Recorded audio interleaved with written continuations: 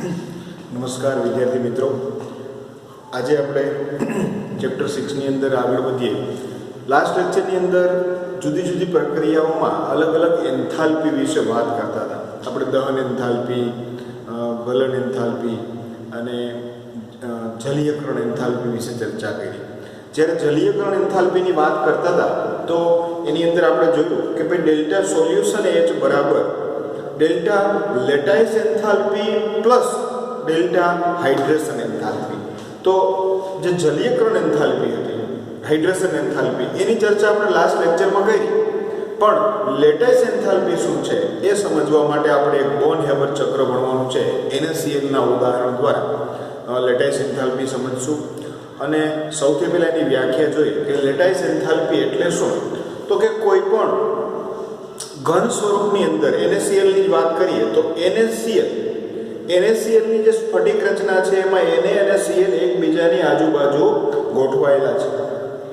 એક Na ની આજુબાજુ 6 Cl અને એક Cl ની આજુબાજુ 6 Na સ્ફટિક જાળીદાર રચનાથી ગોઠવાયેલા છે. જ્યારે એમાંથી 1 મોલ Na પ્લસ વાયુ સ્વરૂપમાં અને 1 મોલ Cl માઇનસ વાયુ સ્વરૂપમાં મેળવવા માટે જે ઉર્જાનો ફેરફાર છે એને આપણે લેટાઇસ એન્થાલ્પી કહીએ. તો વ્યાખ્યા એ રીતે આપીએ કે આયનીય સંયોજનોની, એ સંયોજન કેવું હોવું જોઈએ? આયનીય. NaCl એ આયનીય સંયોજન છે. લેટિસ એન્થાલ્પી જ્યારે કોઈ આયનીય સંયોજનો 1 મોલ તેના આયનોમાં એટલે કે Na plus 1 mall Na plus વાયુ સ્વરૂપમાં અને 1 મોલ Cl માઇનસ વાયુ સ્વરૂપમાં આયનોમાં વાયુમય અવસ્થામાં વિયોજન પામે ત્યારે થતો એન્થાલ્પી ફેરફાર છે. સિમ્પલ એક્ઝામ્પલ આપણે લીધું કે NaCl સોલિડ હતું, એમાંથી આયનીય સ્વરૂપમાં અને વાયુમય અવસ્થામાં 1 મોલ વાયુમય અવસ્થામાં રૂપાંતર પામે ત્યારે થતો જે એન્થાલ્પી ફેરફાર છે એને લેટાઇસ એન્થાલ્પી કહેવાય. પણ સીધું આમાં રૂપાંતર થતું નથી. આના માટે અલગ અલગ તબક્કામાંથી પસાર થવું પડે છે. એના વિશે આપણે જો ચર્ચા કરીએ તો એને જ બોન હેબર ચક્ર કહેવાય. પરીક્ષા માટેનો ખૂબ જ મહત્વનો પ્રશ્ન બોન હેબર ચક્ર IMP છે. ઘણી વખત પરીક્ષામાં પૂછાય છે કે બોન હેબર ચક્ર આકૃતિ દોરી સમજાવો. તો આ જે આકૃતિ છે, આલેખ છે, એ જ એની બોન હેબર ચક્રની રજૂઆત છે. પહેલા આપણે આના વિશે ચર્ચા કરીએ, પછી આગળ થિયરીમાં જઈએ. મારી પાસે NaCl છે. તો NaCl ની અંદર એના જે મૂળ ઘટક તત્વો કયા છે? તો કે Na સોલિડ સ્વરૂપે હોય અને Cl છે એ ગેસીય સ્વરૂપે હોય. ક્લોરીન હંમેશા દ્વિઆણીય સ્વરૂપે છે. આમાંથી આપણે NaCl એટલે કે Na પ્લસ અને Cl માઇનસ આયનીકરણ થયું. તો એના માટે 4-5 તબક્કાઓમાંથી પસાર થવું પડે. સોલિડ સ્વરૂપમાં Na છે તો એને પહેલા ગેસીય સ્વરૂપમાં ફેરવવું પડે. તો સોલિડમાંથી ગેસ, ઘનમાંથી વાયુમાં રૂપાંતર થાય તો આના માટેની જે એન્થાલ્પી છે ને એને ઉર્ધ્વપાતન એન્થાલ્પી કહેવાય, સબ્લિમેશન એન્થાલ્પી.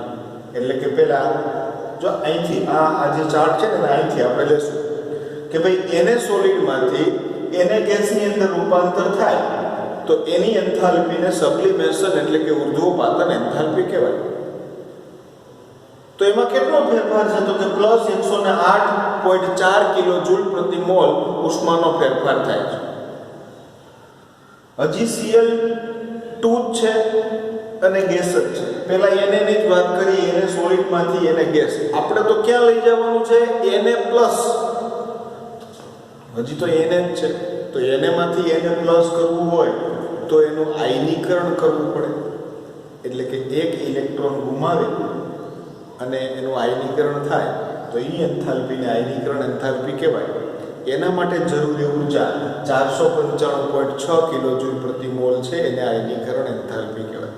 જો બે સ્ટેપ થયા, આપણે એને સોલિડમાંથી એને પ્લસ લઈ જવું છે તો પહેલા એને ગેસમાં રૂપાંતર કર્યું. ગેસનું આયનીકરણ, જો સોલિડનું સીધે સીધું આયનીકરણ થાય નહીં. કોઈ પણ પરમાણુનું આયનીકરણ કરવા માટે એને ગેસીય સ્વરૂપમાં રૂપાંતરિત કરવો જરૂરી છે.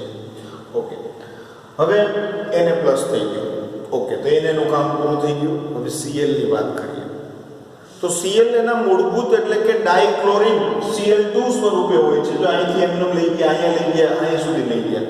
હવે Cl ડાય અણુ છે, બે Cl ભેગા હોય તો એને તોડવા પડે. આપણે તો એક જ Cl ની જરૂર છે.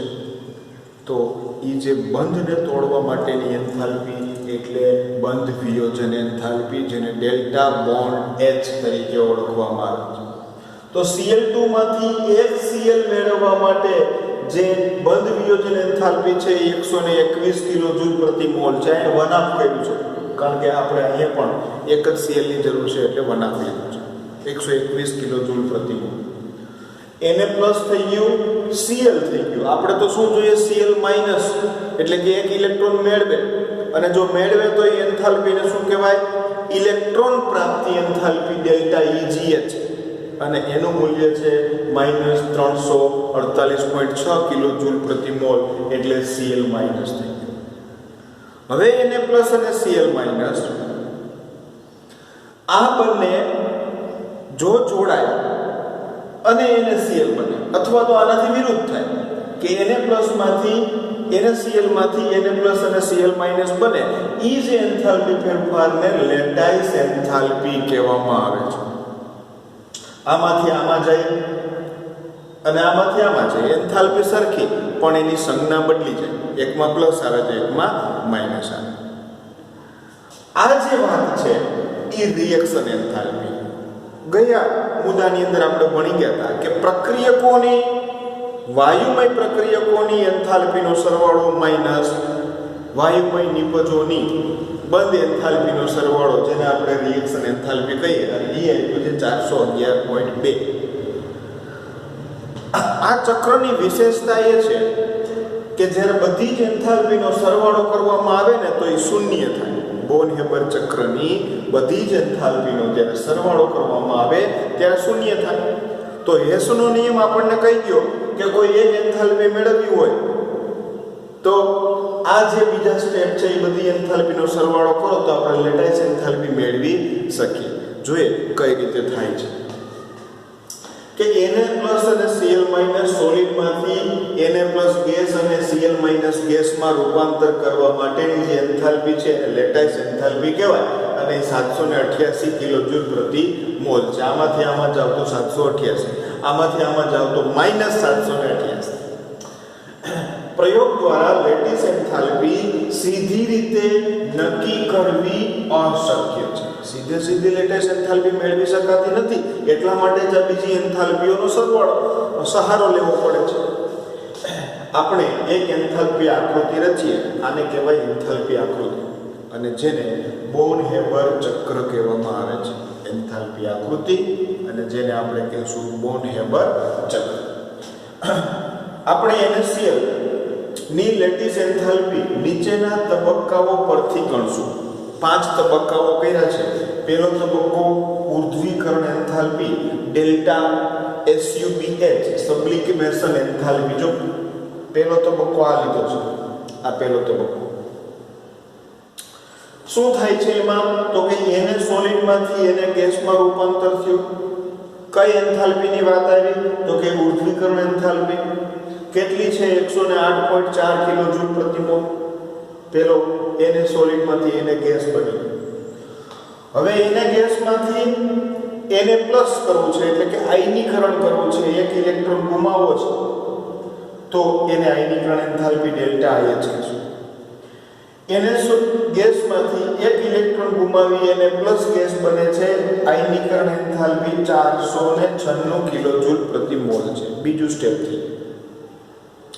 હવે એને પ્લસ થઈ ગયું, એનું કામ પૂરું થઈ ગયું. એને હવે ક્લોરીનની વાત કરવી છે તો ક્લોરીનનો Cl2 સ્વરૂપે છે, તો એનો બંધ તોડવો પડશે ક્લોરીન ક્લોરીન વચ્ચેનો, એટલે એના માટેની જે એન્થાલ્પી છે એને બંધ વિયોજન એન્થાલ્પી કહેવાય.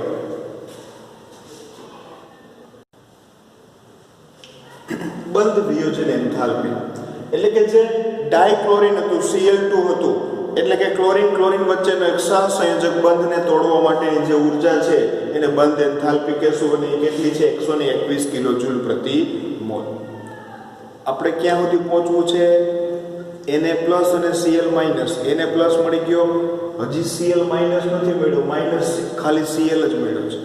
તો Cl માંથી Cl માઇનસ મેળવવા માટે એક ઇલેક્ટ્રોન મેળવવો પડે, અને એના માટેની જે એન્થાલ્પી ફેરફાર છે એને ઇલેક્ટ્રોન પ્રાપ્તિ એન્થાલ્પી ડેલ્ટા EGH કહેવામાં આવે છે, અને એનું મૂલ્ય છે -348.6 કિલોજૂલ પ્રતિ મોલ. હવે આપણી પાસે Na પ્લસ પણ થઈ ગયું અને Cl માઇનસ પણ થઈ ગયું. આ બંને જોડાઈને જ્યારે NaCl બને છે તો આનો એન્થાલ્પી ફેરફારને લેટિસ એન્થાલ્પી કહેવામાં આવે છે. ઈ કેમ મળશે? તો કે બોર્ન-હેબર ચક્રનો જે મેં વાત કરી એમ કે ફરતે એન્થાલ્પીનો સરવાળો તો શૂન્ય થાય છે. આપણી પાસે બીજી બધી જ એન્થાલ્પી છે, એક જ નથી કઈ? Lattice enthalpy. તો હેસના નિયમનો ઉપયોગ કરતા લેટાઇસ એન્થાલ્પી આપણે મેળવી શકીએ.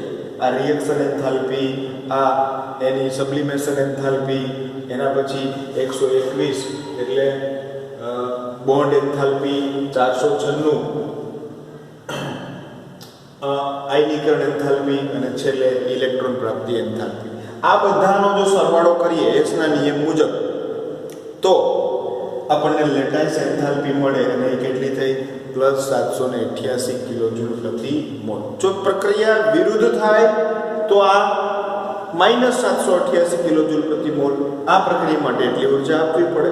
એનાથી વિરુદ્ધ થાય તો -788 કિલોજૂલ પ્રતિ મોલ એટલે કેટલી ઉર્જા ઉત્પન્ન થાય છે. તો આ લેટાઇસ એન્થાલ્પી થઈ. હવે લાસ્ટ લેક્ચરની અંદર આપણે ચર્ચા કરી હતી કે ભાઈ હું પાણીની અંદર NaCl સોલિડ છે એને મારે ડિઝોલ્વ કરવું છે, ઓગાળવું છે. તો એમાંથી કેટલી ઉર્જા ઉત્પન્ન થશે? તો એના માટેનું સૂત્ર હતું કે ડેલ્ટા સોલ્યુશન H બરાબર delta lattice H plus delta hydration H. એમાં આપણે ચર્ચા કરી હતી જો લેટાઇસ એન્થાલ્પી બહુ વધારે હોય ને તો એ પદાર્થ એમાં ઓગળી શકતો નથી. અહીંયા લેટાઇસ એન્થાલ્પી 788 છે. આ પદાર્થ ઓગળશે અને ઓગળ્યા પછી એની જે ડેલ્ટા સોલ્યુશન H એ કેટલી છે, એટલે કે એમાં ઓગાળતા ઉર્જા મુક્ત કરશે કે ઉર્જા મેળવશે, એ આના ઉપરથી મેળવી શકીએ આપણે કે ડેલ્ટા લેટાઇસ 788 હાઇડ્રેશન એન્થાલ્પી માહિતી કોષ્ટક ઉપરથી આપણે મેળવીએ કે -784 છે. બેનો સરવાળો કરતા +4 મળે છે. એનો મતલબ કે હું પાણીની અંદર NaCl નાખું છું તો વધારે ઉર્જાનો ફેરફાર થતો નથી. પાણી બહુ ગરમ નહીં થાય, પાણી બહુ ઠંડુ નહીં થાય, એમાં વધારે ફેરફાર થશે નહીં. માત્ર 4 કિલોજૂલ પ્રતિ મોલ એન્થાલ્પીનો ફેરફાર થાય છે, અને જેને આપણે ડેલ્ટા સોલ્યુશન H કહેશું. આ સૂચવે છે કે NaCl નું વિલયન એટલે ડિઝોલ્યુશન ઘણી ઓછી ઉષ્મા ફેરફાર સાથે સંકળાયેલો છે. આની જગ્યાએ જો મેં NaOH લીધું હોત તો આ મૂલ્ય વધારે મળત, કારણ કે ત્યાં એનું વિલયન છે એ વધારે ઉષ્મા સાથે સંકળાયેલું છે. તો આના ઉપરથી આપણે કયો પદાર્થને સરળતાથી ઓગળી જશે અથવા તો કેને ઓગળતા વાર લાગશે એ લેટાઇસ એન્થાલ્પી ઉપરથી આપણે નક્કી કરી શકીએ. અને જો ડેલ્ટા સોલ્યુશન Hનું મૂલ્ય વધારે આવે તો એમાં ઉષ્માનો ફેરફાર વધારે જોવા મળે છે. તો આ વાત હતી બોર્ન-હેબર ચક્ર. ખાસ કરીને આ એન્થાલ્પી આકૃતિ છે એ વ્યવસ્થિત તૈયાર કરવાની. ક્યાંથી કરવાનું? તો કે અહીંથી Na સોલિડ અને 1Cl2 ગેસ આ એના મૂળ સ્વરૂપના તત્વો છે. Na સોલિડમાંથી Na ગેસ ઉદ્ધવપાતન એન્થાલ્પી, Na ગેસમાંથી Na પ્લસ આયનીકરણ એન્થાલ્પી, 1Cl2 માંથી Cl બોન્ડ એન્થાલ્પી, Cl માંથી Cl માઈનસ ઇલેક્ટ્રોન પ્રાપ્તિ એન્થાલ્પી, અને આ બેમાંથી NaCl બને એને લેટાઇસ એન્થાલ્પી કહેવાય. અને આ જે ભાગ છે એ રિએક્શન એન્થાલ્પી જે મેં તમને ચર્ચા કરી કે નિપજોની બંધ એન્થાલ્પીનો સરવાળો માઈનસ પ્રક્રિયકોની બંધ એન્થાલ્પીનો સરવાળો જે આપણને રિએક્શન એન્થાલ્પી આપે છે. હેસના નિયમ ઉપર આ બધાનો સરવાળો કરતા આપણને જે મળશે એ શું થશે? Lattice enthalpy. દ્રાવણની સોલ્યુશન એન્થાલ્પી મેળવવી હોય તો lattice enthalpy plus hydration enthalpy જે જવાબ મળે એ એની સોલ્યુશન એન્થાલ્પી થશે. NaCl ના કિસ્સામાં આનું મૂલ્ય ઓછું છે, એનો મતલબ કે ઓછી ઉષ્માનો ફેરફાર સાથે સંકળાયેલું છે.